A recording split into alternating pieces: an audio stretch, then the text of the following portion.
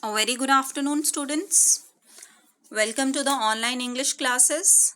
Students, on Thursday we read the chapter number 2 of our book Hornbill, that is, We Are Not Afraid to Die If We Can All Be Together, by Alan East and Gordon Cook. So I hope the chapter is clear to all of you. But still, if you are left with any doubts, please go through this video to have a clear understanding of the chapter again. So let's start. Let's have a little introduction about the characters of the chapter. First, first is I, the author, that is the Gordon Cook. Second is wife of Gordon Cook, Mary, daughter of the author Suzanne, and the son of the author Jonathan. That means this is the story of a family which consists of the author, wife, daughter, and the son of the author. And the sub characters are Larry Vigil and Herb Ziegler, who were the two crewmen who went for a sea voyage with the family. So Larry Vigil was an American and Herb Ziegler was a Swiss. So these are the characters of the story. Students, as I told you that this is the story of a sea voyage undertook by a family consist of 4 members, and they took 2 crewmen with them also to deal with the roughest sea, that is the southern Indian Ocean. And this story tells us the optimism of the children during the struggles during the sea voyage. So in this story the family started a sea voyage, and they started the sea voyage on their professionally built ship Wave Walker, which was 23 meters long and 30 tons wooden hulled ship.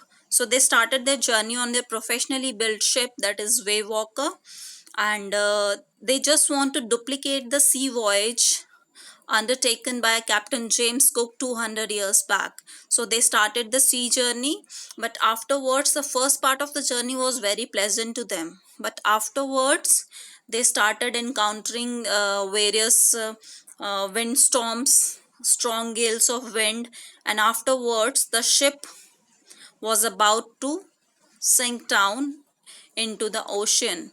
But afterwards the family struggle against it, and afterwards they managed to get to the island, to the nearby island. So this is the story of the struggle of the family and the two sub characters, the 2 crewmen, and how they struggle towards all these hurdles and afterwards found an island named as Isle Amsterdam. So this is the story of a sea voyage undertaken by a family.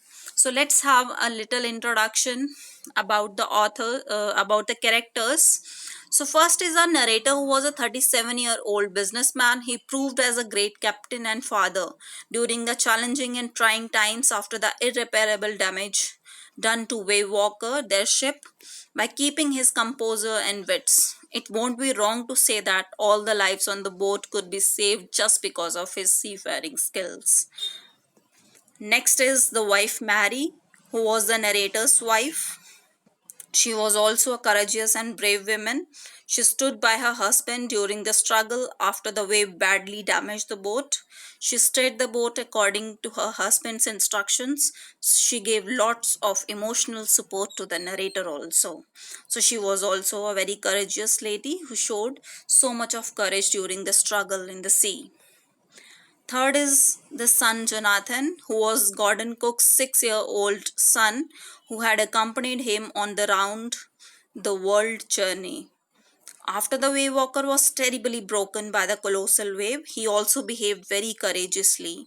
He gave a new strength to his father when he said he was not afraid to die if he could be together with the family. These words filled the author with new determination and courage, and he resolved to fight till the end to save his family from being drowned in the stormy sea.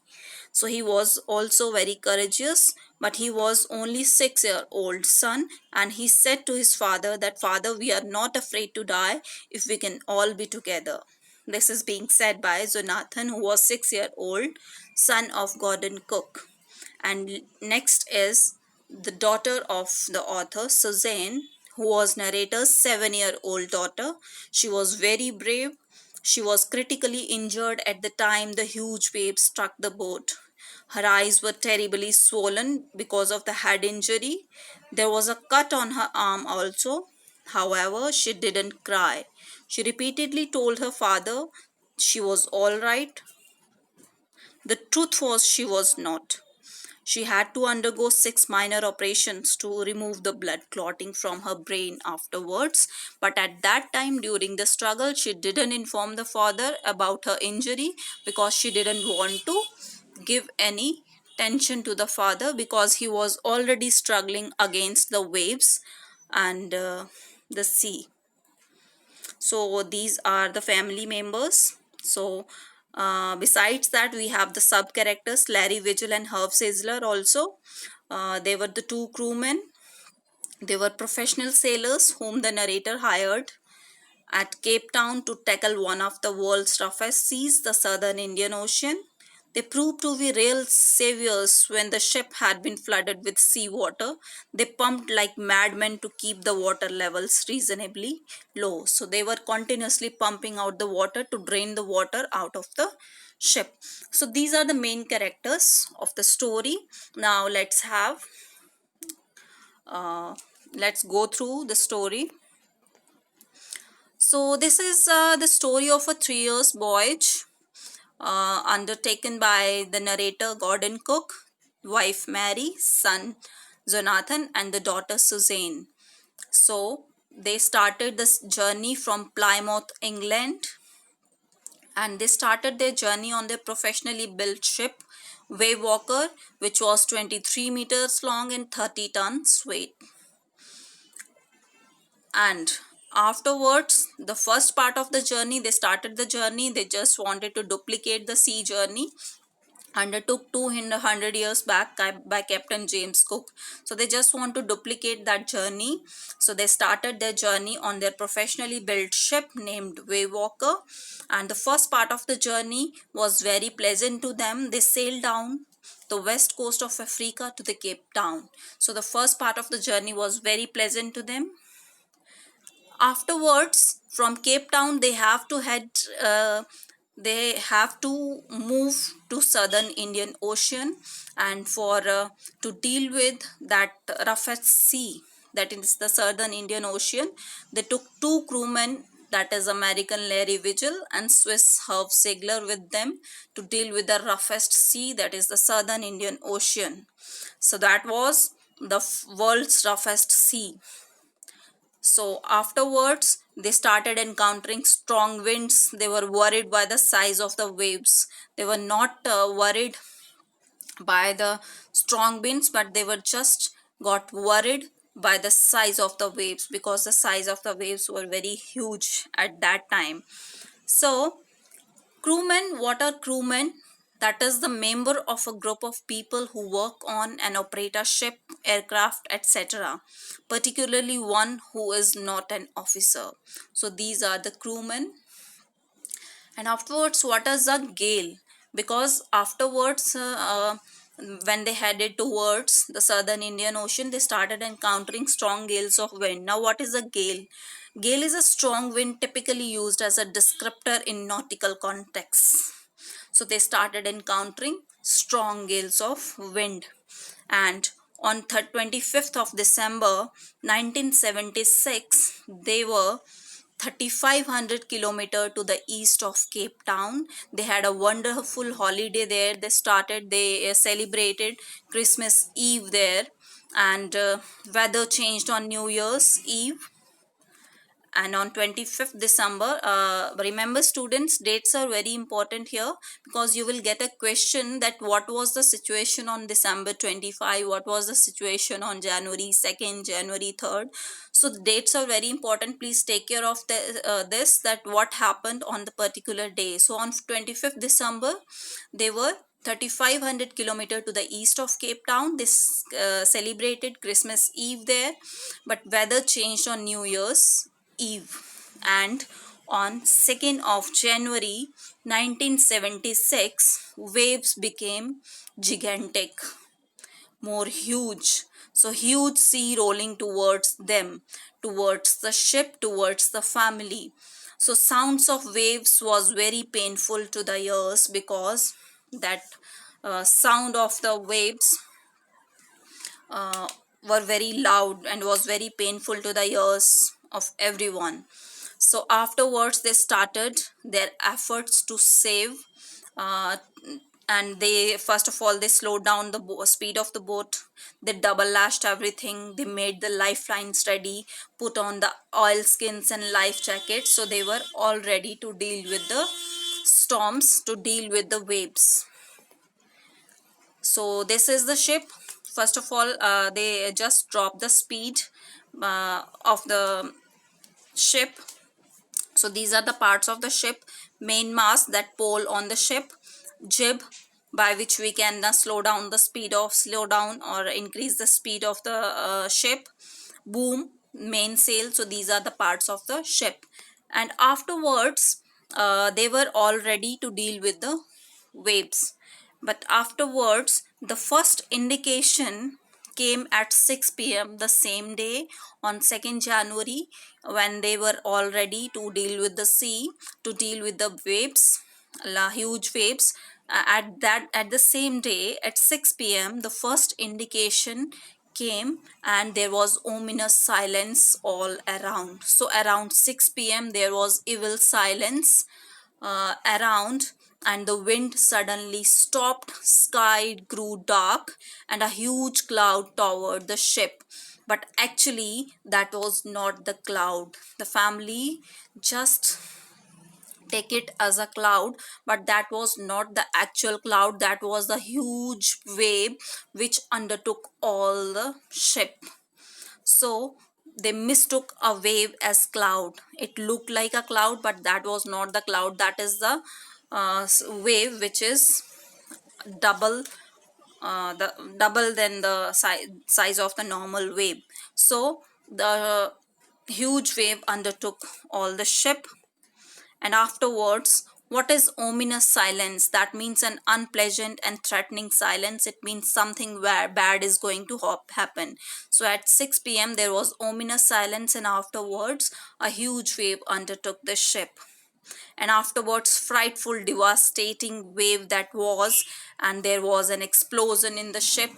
And when the ship exploded, there was water everywhere in the ship. Everything got smashed down in the ship.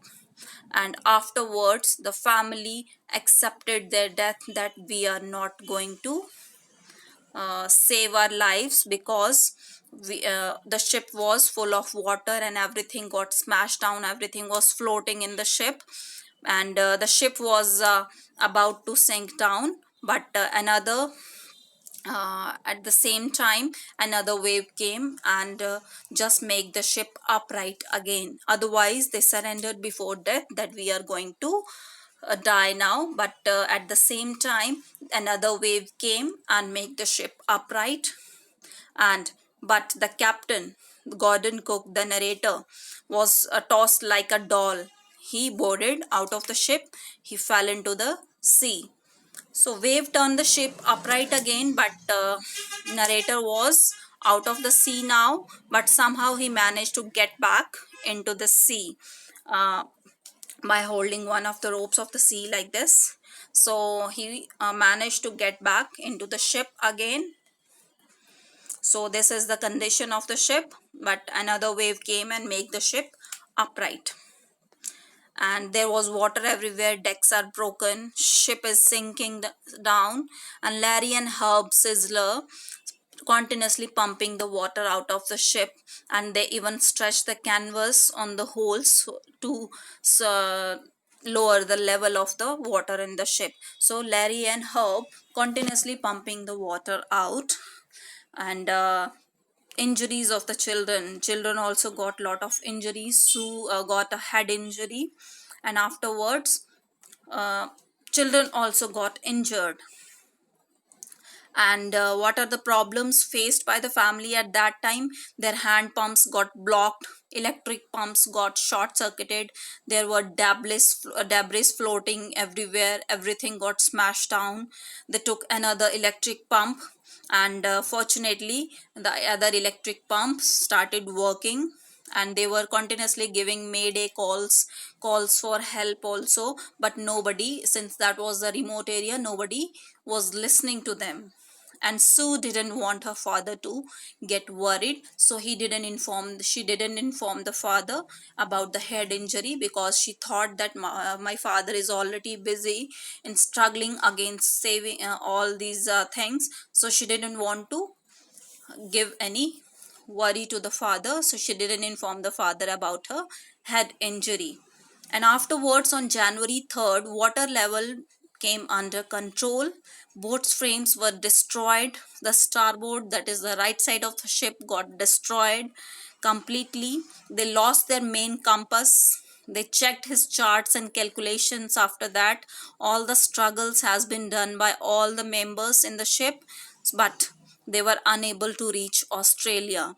And after checking the charts and calculations, they just got to know that Amsterdam was few kilometers away, and this is the only island on which we can land and save the lives.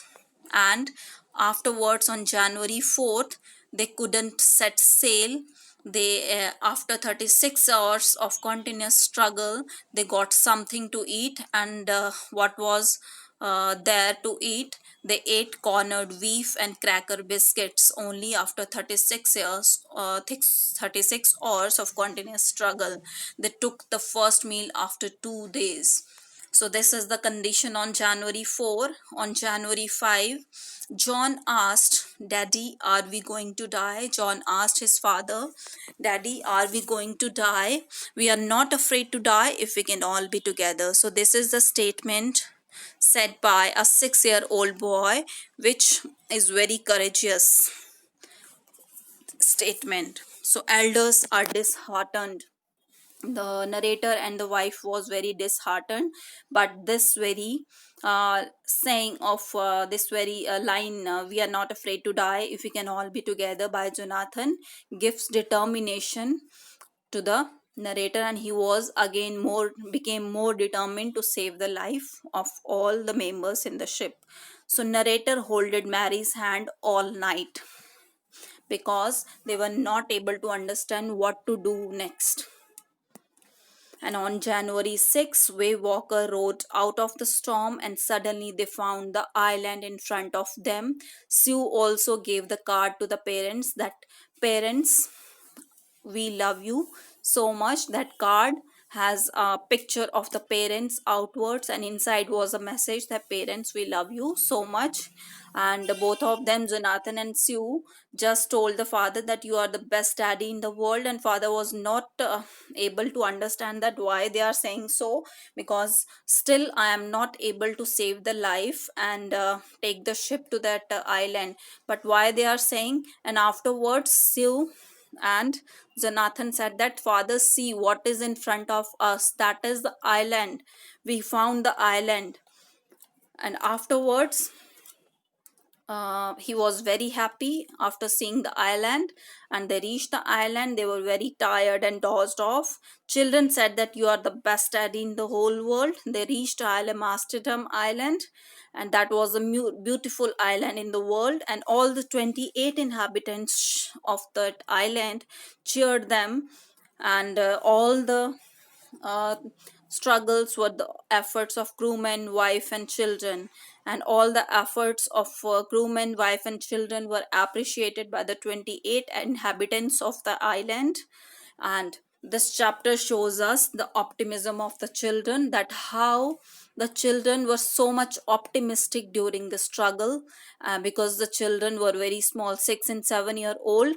Uh, both were, but they showed so much of courage. This chapter also shows us the never ending struggle of the family and the optimism of the children.